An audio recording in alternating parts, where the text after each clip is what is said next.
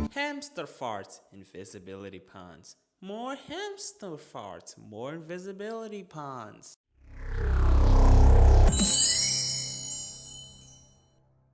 I spent weeks thinking about what will my Halloween special review be. I wanted to review Underfist, but I wasn't inspired to do it. So while I was browsing my upcoming Disney related videos, I thought, wait a minute, the Invisible Sister movie is a Halloween themed. Why didn't I think of this before? And I really do regret not thinking about this movie. It might take around 20 minutes to review this movie, and I may not upload this review in time. I hope it does. So, what is this movie? It's incredibly sloppy. Don't get me wrong, it's not one of the worst movies. In fact, out of all the teen pandering Disney movies, it's one of the best I've seen. The story was consistent, the character had motivations, and it knew what it wanted to be. I think I can fairly say this movie had potential. What put this movie in the dirt was the execution. The movie starts with the narrator slash main character not shutting up about how she feels invisible. She also wouldn't shut up about how his sister has the popularity, which completely gave away the outcome of the movie. We all knew from the trailers Molly was going to be invisible. So now, 2 minutes into the movie, we already know the movie will end. Molly understanding what it's like to be invisible. Yay! Speaking about the main character, one of the things that convinced me to watch this movie when I first did was Rowan Blanchard. She plays Riley Matthews in a show I generally enjoy called Girl Meets World. Now, one of the things I noticed in Girl Meets World was that Rowan Blanchard is almost always smiling, even in situations where smiling is clearly and undeniably not appropriate. I used to think that was the director's vision since Blanchard is very goofy and sunshine, but now I realize that wasn't the case because in this movie she does it again. Not as much as in the show, but enough to be noticeable. I mean, at least in Girl Meets World, I can pretend it was a director's choice, but I can't use that illusion in this movie. I also thought Blanchard wasn't the right actress to play this cynical and sarcastic character. She tries hard, but it just wasn't fit. Another actor that caught my attention was Karen Brand, who plays Ravi in Jessie.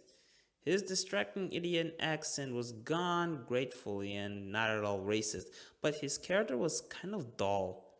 He was supposed to be half dorky, smart playboy wannabe comic relief, but something went wrong with the writing. His jokes were not working, mostly because they felt easy and not very clever. Anyway, the movie starts with this teacher threatening to fail Emo Riley if she doesn't reach her maximum potential, even though it's not negatively affecting her grades. Later, while Emo Riley and Fancy Pants are leaving school, this handsome face shows up and asks Emo Riley to study together for an upcoming quiz. Wondering if maybe you wanted to study together for Perkins' next quiz? Who is that? I have no idea. What a loser. Yeah, totally. We could be a cliche. How fun. I'm sorry, cliche? The sports guy asking the nerdy girl for help with his homework. Now, isn't that judgmental? Emo Riley, you should meet the producers of the 2016 Powerpuff Girls. You will get along just fine. Afterwards, when they arrive, we learn Emo Riley's parents are leaving for the weekend. We also learn her parents give little attention to her and more attention to her sister, I guess because she's a member of a lacrosse team. What kind of parents give less attention to her smartest kid than her other child who gets a C in her test? After her parents left, Molly announces that she's hosting a dinner for the lacrosse team. The party begins, and while Emo Riley was doing her experiment, a moth shows up and causes Emo Riley to spill chemicals in her solution, and apparently the moth gets in contact with the steam resulted by the chemical reaction and becomes invisible. Wait, what? Emo Riley tries to catch it, but she fails and the moth flies to who knows where, possibly gone forever. But don't worry, he's not really gone forever. He'll arrive in one of the most convenient ways possible, just the right place in time for Molly to accidentally swallow the little bug, which slowly causes her to lose her visibility. Wait, hold on, no. Are you honestly telling me this moth got into contact with this steam, which was a result of an accidental mixture of chemicals, one of which is mysterious, which also caused a genetic mutation to a human being? Why do I keep reminding myself of the Powerpuff Girls? Maybe it's because I bought this DVD at some secondhand product store. It's definitely distracting me. But let's discuss this invisibility issue. Even though I'm not very into the whole moth becoming invisible because of the steam thing, let's for once consider this to be factual. How is Molly swallowing it gives her invisibility? So what? There was some sort of chemical reaction in her digestive system? I thought the steam was what caused the invisibility. What, so the moth is somehow carrying residual gases from that steam? If that's the case, the moth and that steam are probably highly contaminated and everything should probably be turning invisible, especially Emo Riley, who was in the same room where the accident occurred. The next day, Molly wakes up completely invisible, and for some reason, she doesn't immediately notice she's invisible. She uses her phone and doesn't notice her hands is invisible. She doesn't notice her feet are invisible. What, she can see her own colors, but everyone else can't? I don't think that's how invisibility works. But an even bigger question is, how is Molly able to see, well, anything? Remember, for us to see a certain thing, light needs to hit that certain thing and bounce to our eyes. Molly's eyes are invisible. So instead of her retinas catching the reflected light, the light should pass through her. Ergo, she would see jack squat.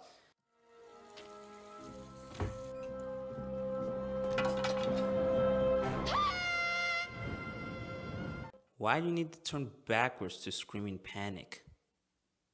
Calling for help. And what are you going to tell them, Molly? I don't know, that I've disappeared, I'm invisible, I can't see myself. You're right. They're gonna think I'm a crazy person. Not until they actually see you, I mean not see you. Just go to a clinic, call someone trustworthy or an adult to take care of you. Then Coog, Molly's dumb boyfriend, opens what seems to be an unlocked door to the girl's house. If I had to guess, Molly was the one who forgot to lock the door.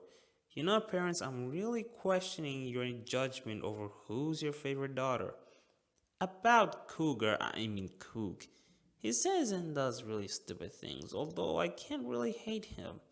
He has a struggle in this movie and his heart seems to be in the right place. After he leaves, Emo Riley starts discussing with Molly about her invisibility, strangely with both of them wearing lipstick. These two just woke up, but somehow they had time to wear lipstick. My sister's in danger, but let me wear lipstick first. No, wait, she woke up with lipstick. That's even worse.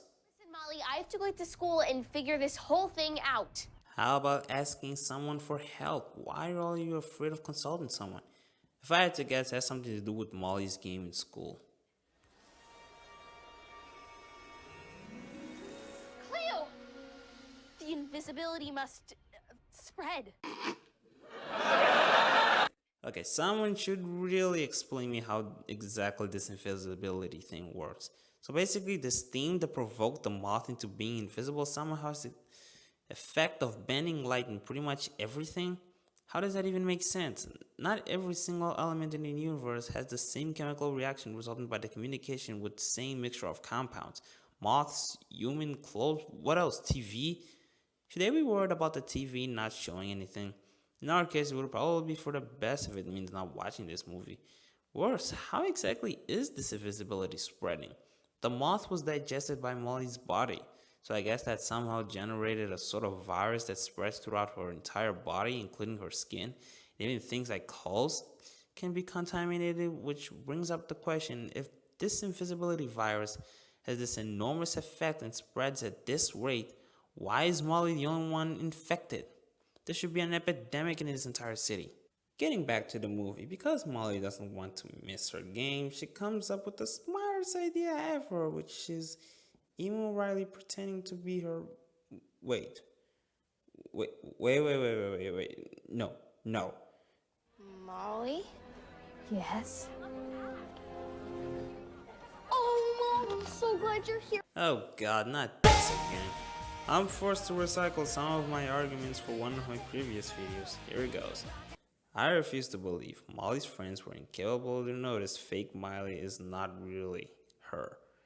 I also refuse to believe Fancy Pants wasn't able to recognize Emo Riley when she was pretending to be Molly. all of these people study with each other. It's not a wig, sorry, my bad, a mask that's going to blind them. Do the people from the Disney broadcast writing staff believe that kids and teenagers are incredibly stupid? Later, Emo Riley, pretending to be Molly, attends this weird ceremony where she's pretty much forced to say something honest before the game. My truth would be I'm actually more of the person that nobody notices or nobody pays attention to. That's my truth, which is actually weirdly true. That's so sad. Yay, more Emo Riley feels invisible and ignored exposition. We definitely didn't catch that in the beginning. What exactly was the purpose of this scene? The audience already knows she feels invisible. Molly finds out later in the movie how much she feels ignored. Did this scene here just to fill time? Or maybe to stall Emo Riley while Molly goofs around in Emo Riley's and Fancy Pants classroom? But hey, at least we got to learn Handsome Face is actually a chemistry nerd, which complicates an earlier scene from this movie. So Emo Riley didn't know Handsome Face was a chemistry nerd, even though they're in the same class. Handsome Face says that he doesn't like advertising how he has a science scholar in chemistry, but it's Halloween. Haven't they done any tests or quizzes? Also, why don't you like advertising how you were a science scholar in chemistry, and yet you tell Fancy Pants, someone you barely know? I could imagine how ridiculous it is that no one here notices a flying microscope flying and leaving the classroom, but the biggest bullcrap is how no one is hearing the noise of her shoes while she was running. While Molly was stealing the telescope, she heard Handsome Face saying that he likes her sister, Emo Riley, and for a moment, Molly pretty much forgets she's invisible and obsesses over Emo Riley's love life. She even dresses up as a bear to pretend she's her sister just so she can ask Handsome Face out. You sure you're okay? You don't really seem like yourself. And Those pants look ridiculous on you. there's the Cleo I know and love.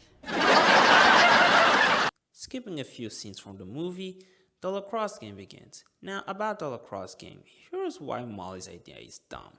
Her plan is having Emo Riley pretending to be Molly in the field because she doesn't want the scout to miss her out. Except Emo Riley does not know how to play lacrosse. She sucks at it. Wouldn't it be better if the scouts didn't know Molly at all instead of knowing her as someone who really sucks at lacrosse? But guess what? Molly's not done. When she realizes her sister is sucking at lacrosse, she has a brilliant idea, and that is to tackle her adversaries in order to open space for Emo Riley. First of all, that's cheating. Secondly, why is Emo Riley triggering a ghost conspiracy? Thirdly, why isn't anyone noticing? No one at the crowd is baffled at how everyone is falling by themselves? And why are the people who are being tackled not saying anything? Can't they report to the referee or someone else that something not invisible is interfering with the game?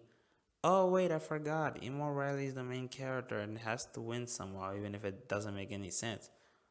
Oh look, Molly is jealous of Emo Riley for stealing her spotlight.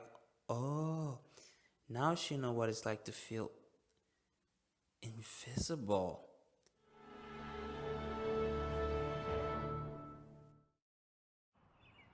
Wait, what the? Why is this movie fading out and fading in like an episode of a TV show?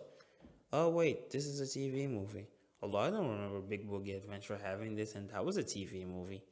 Anyway, Emo Riley finds out Molly's cells in her body are metabolizing the compounds at a fast rate because the original solution is transforming into fat and are being sucked by her cells, which answers one of my questions, but opens more. If the cells sucking the original solution like a fat is what's causing the visibility, why are her clothes being affected too? And wait, I thought the moth was what caused her to be invisible. When they say solution, do they mean the moth, the mixture of compounds earlier in the movie, or the mixture of the moth and whatever Molly was drinking? Now they have to somehow recreate the accident that occurred last night. None of this would have happened if Dad just ran to a hospital immediately after they woke up. All she probably needed was an injection of antibiotics or another type of treatment. I don't know, I'm not a doctor. So they began to search for the original ingredients. At night, they start searching for a moth at a cemetery. They spot a moth and start chasing it. Oh, I lost it!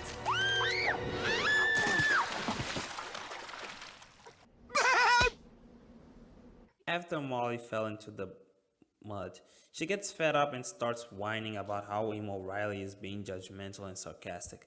Now, she may be all of those things, but she wasn't actually being all of those things. From what I can tell, she was being supportive, helpful, and concerned.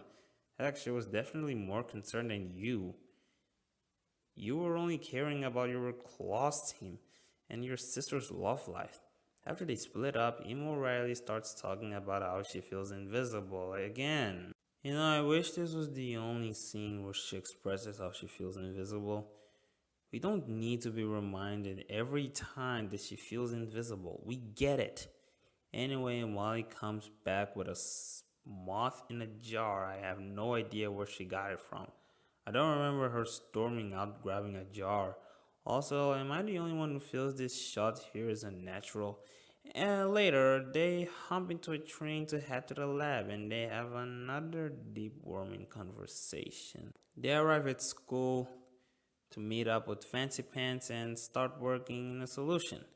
They somehow succeeded at replicating the experiment, but they find out that the solution is too complex for them to understand. This is a good time to call a professional doctor. Nope, they decide to contact Handsome Face because apparently it's heavy organic chemistry, and they somehow think Handsome Face will be able to solve the problem. By the way, if the cells are what's sucking the solution, shouldn't this also be a biological issue? They will probably end up calling a biology student anyway, because I guess everyone here are just too lazy to call a professional. Anyway, they arrive at the party and start searching for Handsome Face, and this guy shows up. She's avoiding me. I mean, she loves Romp the Swamp. She'd never miss it. Could you just tell her one thing? Tell her I just want her to be happy. Coog, I've never been the biggest fan of yours, but I was wrong. Molly's really lucky to have you. He says something romantic and that makes him good. They continue looking for Handsome Face. This is my favorite character, by the way. Oh, are you having a good time? Emo Riley finds Handsome Face and they go to the barn where Fancy Pants and Molly are. Handsome Face somehow knows how to make the antidote. Somehow. So he's also a science scholar in biology. He also explains that in order to create the antidote, they need to recreate the steam from the night before, since that was one of the original things that turned Molly invisible, because that's how antidotes work. Who knew that in order to cure someone from a virus, you need to recreate the event when you caught it in the first place? Sometimes I think this movie was supposed to be a magic movie. Wouldn't it make a lot more sense? Emo Riley goes to a sorcery school. Her teacher tells her to do a magic experiment. Emo Riley accidentally spills potion into the experiment.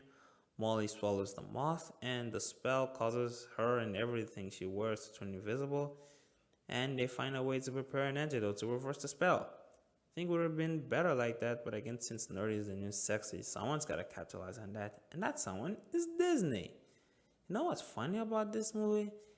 Is that even the movie doesn't fully know how to scientifically explain the invisibility.